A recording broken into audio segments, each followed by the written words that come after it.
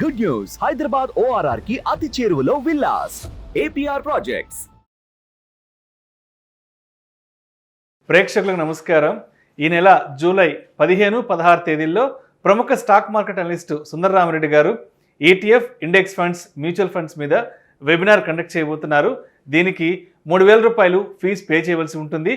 ఆసక్తి ఉన్నవారు ఈ కింద స్క్రోల్ అవుతున్న నంబర్ కాల్ చేసి మీ రిజిస్ట్రేషన్స్ వెంటనే పూర్తి చేసుకోగలరు. సార్ నమస్తే. సార్ నమస్తే అండి. సుందరరామిరెడ్డి గారు, ఈ అగ్రికల్చర్ సెక్టార్లో అసలు ఊహించని డెవలప్మెంట్స్ జరుగుతున్నాయి. ఈ నానో ఎరువుల పిచికారీ కూడా ఈ డ్రోన్లతో చేస్తున్నారంట. సో ఏంటి అసలు ఈ డ్రోన్ టెక్నాలజీ డెవలప్మెంట్స్ ఎంతవరకు వచ్చాయి, అంటే రాబోయే రోజుల్లో ఈ డ్రోన్ టెక్నాలజీ ఇంకా ఎంతవరకు ముందుకెళ్ళే అవకాశం ఉంటుందంటారు? డెఫినెట్గా అండి. ముందు రోజుల్లో మనం టెక్నాలజీ కనుక అప్డేట్ అయిపోతే, మనం అప్డేట్ కనుక కాకుండా అంతే కనుకుంటే మనం హిస్టరీలో మిగిలిపోతామండి. అండ్ టూ ఫాస్ట్గా అగ్రికల్చర్ సెక్టార్ కూడా ఈ టెక్నాలజీ అడాప్ట్ చేస్తుంది అనమాట. అంటే ఒకప్పుడు అగ్రికల్చరిస్టులు అంటే వాళ్ళు వ్యవసాయదారులు అంటే పెద్దగా చదువు సంధ్యలు లేకుండా దూరంగా ఉన్నోళ్ళండి. బట్ ఇప్పుడు అంతా మోడర్న్ యూత్. లాస్ట్ 20 ఇయర్స్ కనుక మనం చూసుకున్నట్లయితే అంత మోడర్న్ యూత్. ఒకప్పుడు ఒక 10 ఇయర్స్ బ్యాక్ ఉన్న రూరల్ ఇండియా వేరు, ఇప్పుడున్న రూరల్ ఇండియా వేరు. అంటే పర్టికులర్గా ఈ కోవిడ్ తర్వాత వర్క్ ఫ్రమ్ హోమ్ వచ్చిన తర్వాత టెక్నాలజీ వెళ్ళేసి రూరల్ ఇండియన్ టచ్ చేసింది బాటంలో. దాంతో అందరూ ఏంటంటే ఇన్నోవేటివ్ టెక్నాలజీ ఈజీగా అడాప్ట్ చేసుకుంటున్నారు. ఒకప్పుడు వర్క్ ఫ్రమ్ హోమ్ అంటే ఎవరు దాన్ని యాక్సెప్ట్ చేయలేదు, అది ఫన్నీగా తీసుకున్నారు.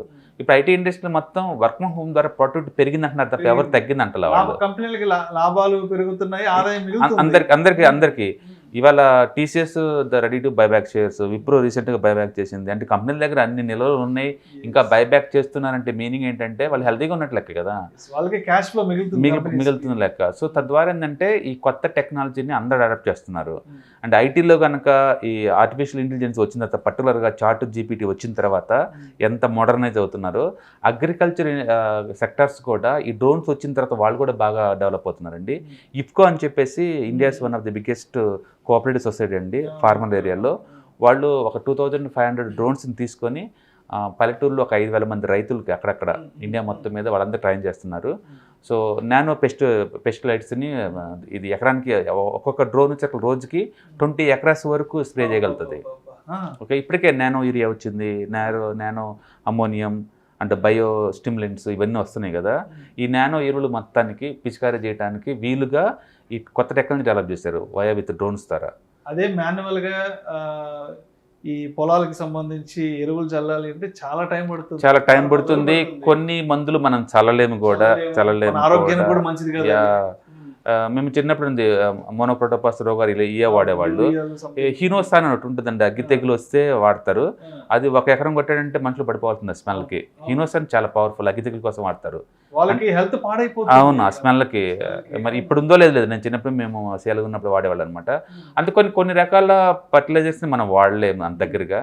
బట్ ఇలాంటి డ్రోన్స్ ఉండటం వల్ల ఏంటంటే ఎలాంటి కెమికల్స్ అయినా వాడుకోవచ్చు అనమాట. పర్టికులర్గా నానో మైక్రోన్స్ని స్ప్రే చేయడం చాలా ఈజీ. మనం మాన్యువల్గా దాన్ని ట్యాంకులో పెట్టి స్ప్రే చేయడం చాలా టఫ్ అనమాట. అందులో ఒక 20 ఎకరాస్ అంటే విలేజ్ మొత్తం కూడా వన్ వీక్ 10 డేస్లో కొట్టుపడేయచ్చు. ఓకే, అందుకని ముందు రోజుల్లో ఈ మోడర్న్ యూత్ తగ్గట్టు ఈ డ్రోన్స్ వీటి వల్ల ఏంటంటే ఫర్టిలైజర్స్లో కూడా కన్జంప్షన్ బాగా ఆప్టిమల్ లెవెల్లో ఉంటుంది అనమాట. సో అగ్రికల్చర్ అవుట్పుట్ బాగా వస్తుంది ముందు రోజుల్లో. సో ఖర్చులు తగ్గుతుంటాయి. సో ఇఫ్కో వాళ్ళు ఈ ఏరియాలో చాలా వాళ్ళు చేశారండి.